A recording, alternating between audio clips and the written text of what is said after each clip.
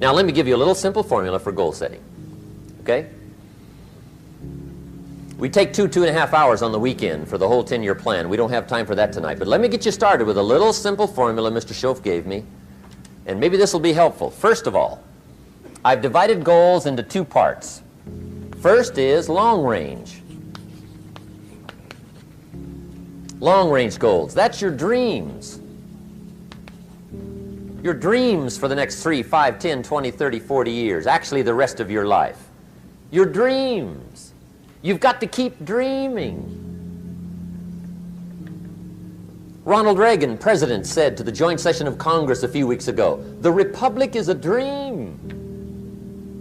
And if we don't keep dreaming, we will lose the Republic. Your better future is a dream for yourself and for your family. Where do you want to go? What do you want to do? What do you want to be? What do you want to see?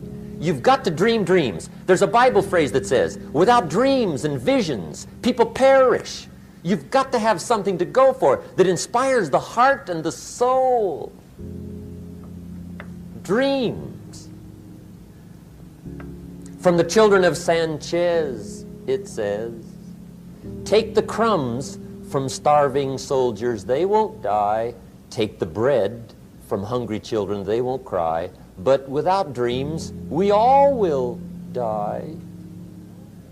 You've got to dream. Don't lose your dreams for yourself, for your future, for your family.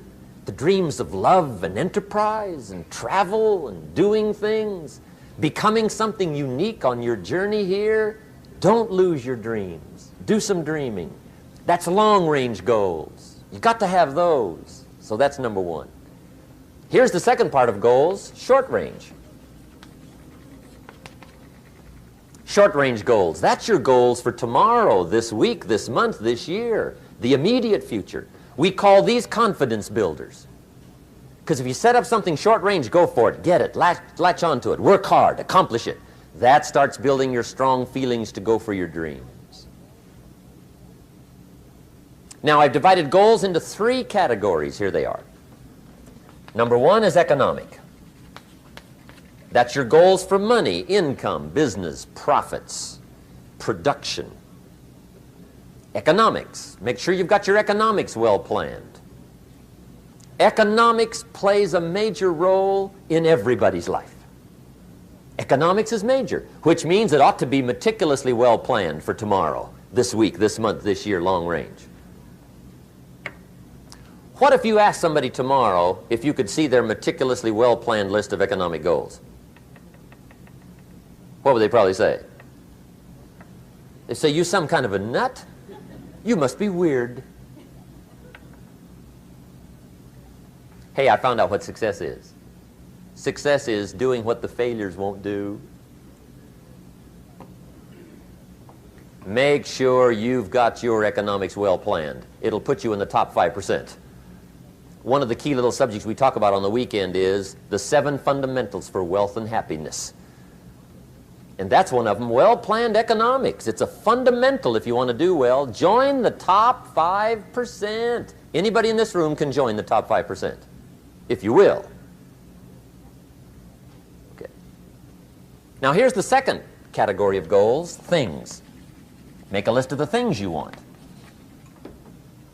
And on my list of things, now I put everything. Little things as well as major things. Doesn't matter how small it is, it goes on my list. I used to just put major things, cars, homes. I don't do that anymore. I now load my list with everything.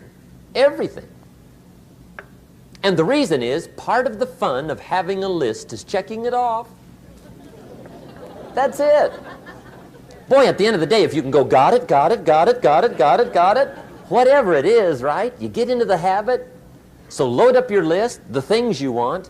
Now, when you check off something major, celebrate. That's an important point to make. Celebrate your achievements. Live it up. Have a party when you reach something you've worked for a while. See, we all grow from 2 experiences. One is called the pain of losing. The other one is called the joy of winning. We need both of them. Amplify them as much as you can, which also means make losing painful. If you set up something, fooled around, didn't get it, put it on yourself.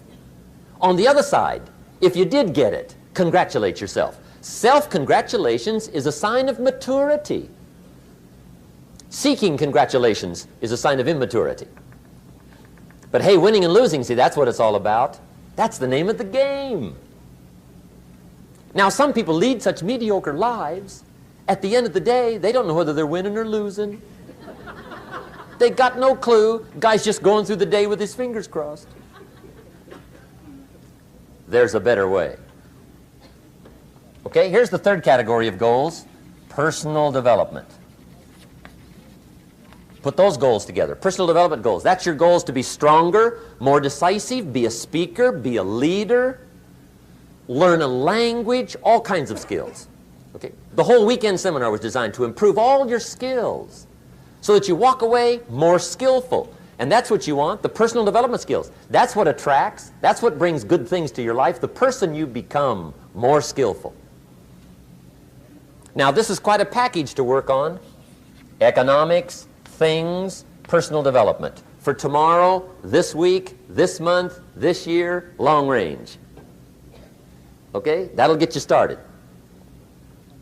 Now, here's the simple formula for setting goals. It goes like this. A, work on your goals. That's step one. Work on them. And I put the word work there deliberately. Setting goals is plain hard work. I don't want to kid you. We haven't come here tonight to kid each other. It's work. I know it's work. That's why a lot of people just let it slide. It's work.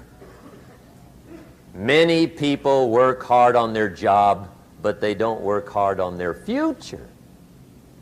They just let that slide. And the work involved is making plans. I know most people don't. I understand that. But don't let that be you. Guy says, well, yeah, you work where I work, but the time you struggle home, it's late. You've got to eat a bite of supper, watch a little TV, get to bed. You can't sit up half the night. Plan, plan, plan. And the guy's behind. Good worker, hard worker, sincere. But you've got to be better than sincere, working hard. You've got to be better than a good worker. You've got to be a good planner. Somebody once wisely said, the people who fail to plan are planning to fail. Well said.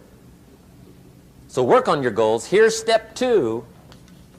Write your goals down. That's so important. I teach my staff around the world, put your goals in your journal. Because one of the major people you want to study is yourself. Say, here's the list of goals I put together 3 weeks ago. Here's the list of goals I put together 2 years ago. Here's some of the changes I made, rearrangement of my priorities. I scratched these off, I put these on, I've gotten these. Study your accomplishments, study what your desires are. Put them on paper, write them down. Here's another reason for writing your goals down. It shows you're serious about doing better. And to do better, you gotta get serious. You don't have to be grim, but you must be serious. Everybody hopes things will get better. Everybody hopes. Poor people hope. That ought to tell you something. It means the future does not get better by hope. It gets better by plan. I used to have the affliction called passive hope. It's an affliction. It's bad. Probably what's even worse than that is happy hope.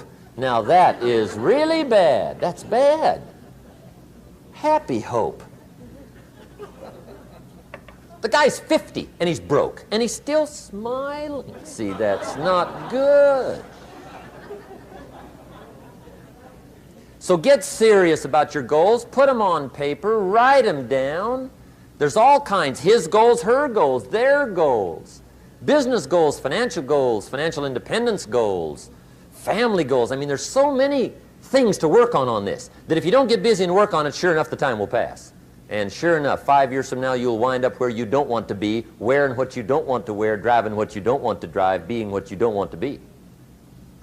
Now's the time to fix it.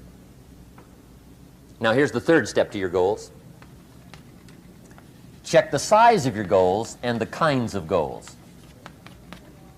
How big they are, what kind they are, affects you. And here's one of the important phrases of the evening. Your goals are affecting you, whatever they are. Your goals affect your handshake. Your goals affect your attitude, personality. Your goals affect the way you walk, the way you talk, the way you dress. All day long, we're being affected by our goals. Now, some people have goals, but they have such lousy goals. The effect is bad. I asked a guy one time, what are your goals for this month? The guy said, look, if I could just scrape up enough money to pay these lousy bills. That was his goal. I'm not saying it isn't a goal. It's a goal, but it's such a lousy goal, the effect is bad. You don't jump out of bed on Monday morning and say, oh boy, another chance to go out and scrape up the money to pay my lousy bills. See, you don't do that. Usually you say, oh, not another Monday.